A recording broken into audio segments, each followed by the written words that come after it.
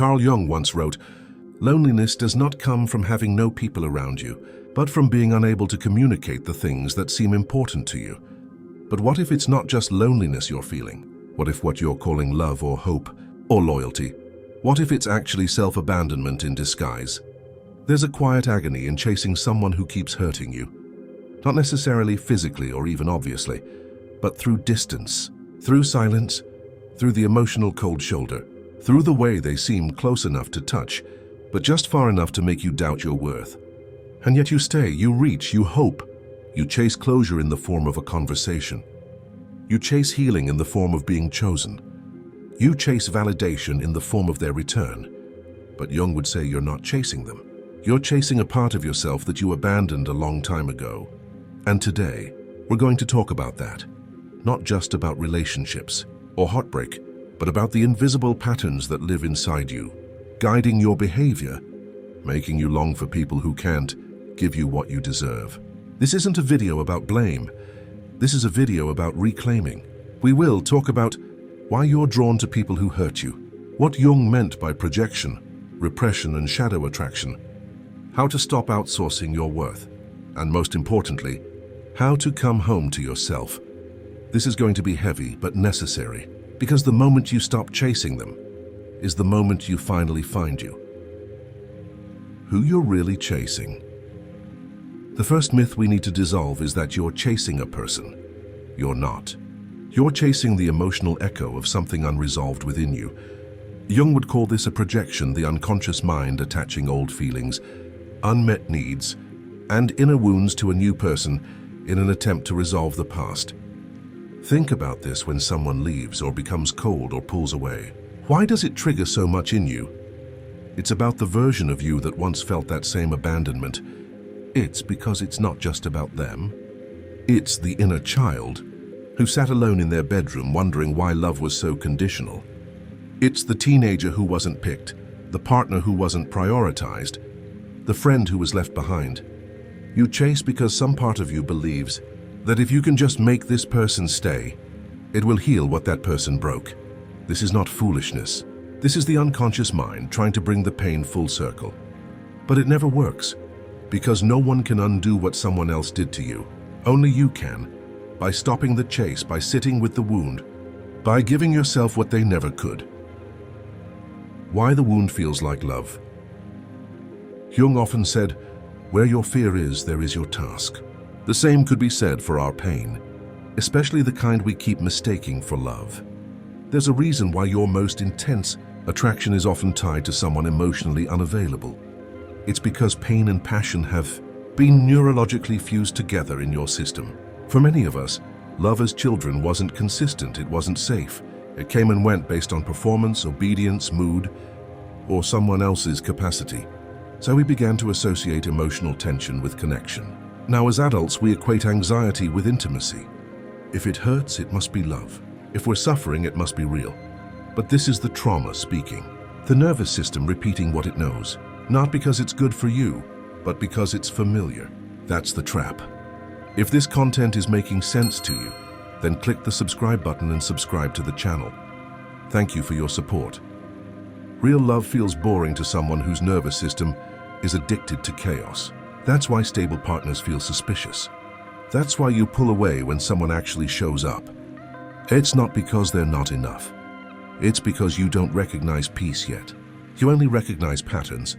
The moment you realize this, everything changes. Because now you can stop confusing emotional survival with romantic chemistry.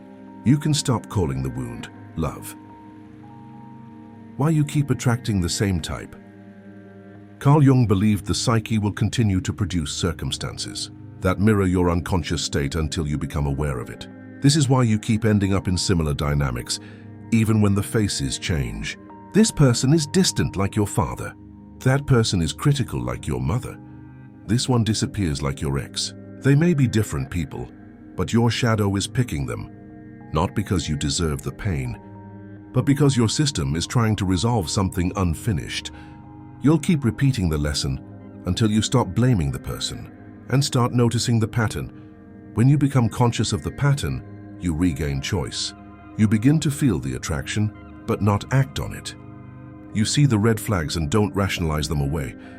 You hear the silence and stop making excuses for it.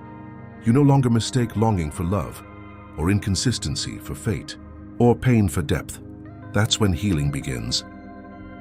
The projection loop, Jung's theory. Jung introduced the concept of projection to explain how we unconsciously attribute parts of ourselves, both light and dark, onto other people. In relationships, this shows up all the time. You fall for someone who seems confident, but it's your own disowned confidence being projected onto them.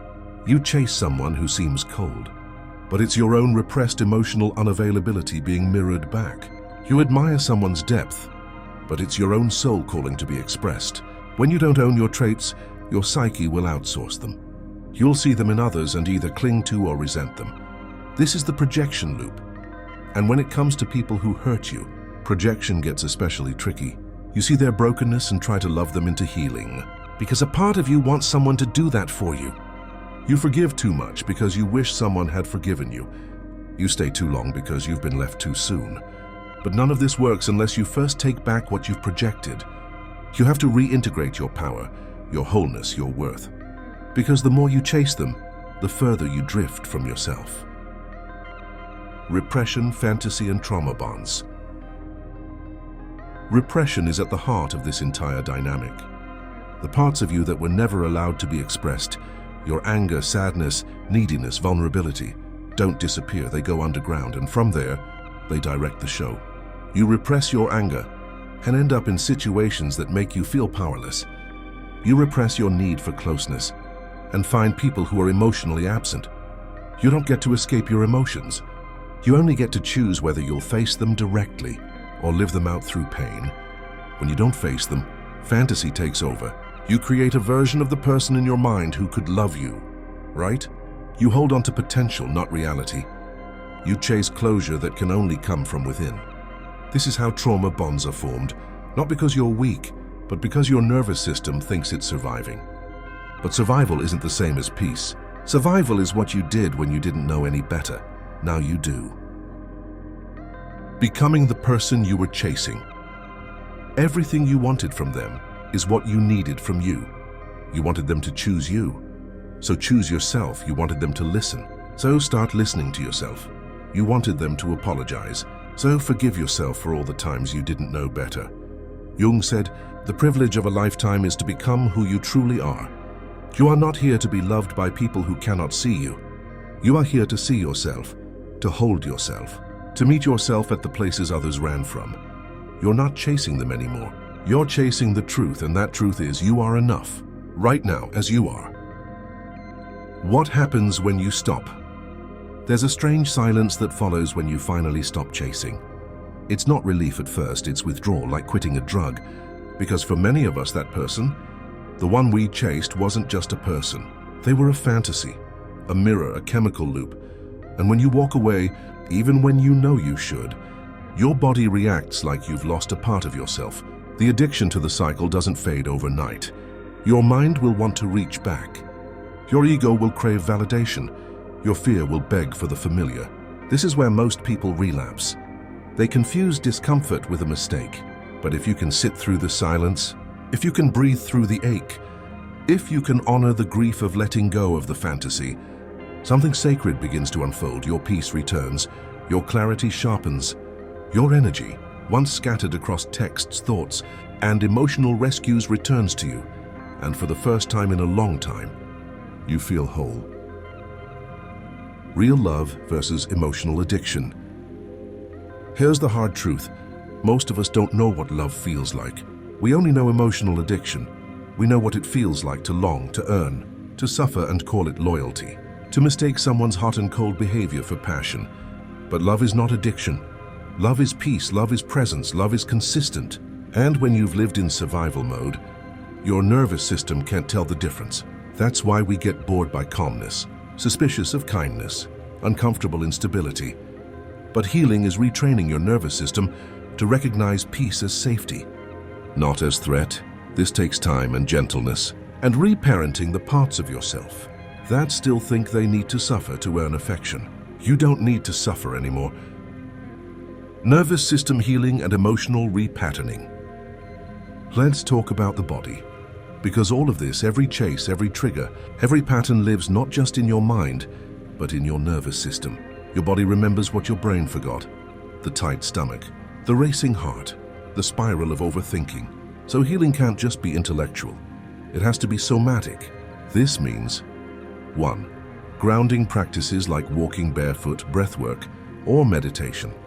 2. Gentle movement to reconnect with your body. Yoga, stretching, dancing. 3. Cold exposure or soothing heat to re-regulate your stress response. 4. Journaling not just your thoughts, but where they live in your body.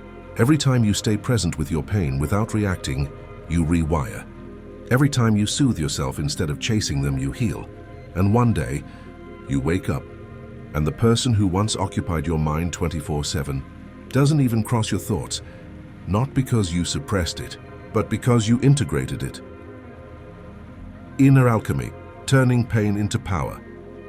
Carl Jung said, "One does not become enlightened by imagining figures of light, but by making the darkness conscious." Your pain is not a flaw, it's a furnace. Inside of you is the capacity to transform everything you've been through into wisdom, into boundaries, into compassion for yourself and others. This is what Jung would call individuation, the process of becoming whole, of integrating shadow and light, of becoming real. You do not need to be perfect. You do not need to be healed to be lovable. You do not need anyone's permission to come home to yourself. You just need to begin, to stop chasing, to start feeling, to finally listen to what your soul has been whispering beneath all the noise. You are not the person who was left. You are the one who stayed, and that's where your power is. So here you are, still standing, still breathing, still capable of healing.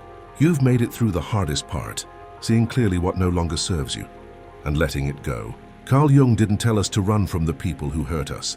He told us to meet the part of ourselves that keeps inviting that hurt back in. And now that you've met it, you don't need them anymore. You have got you.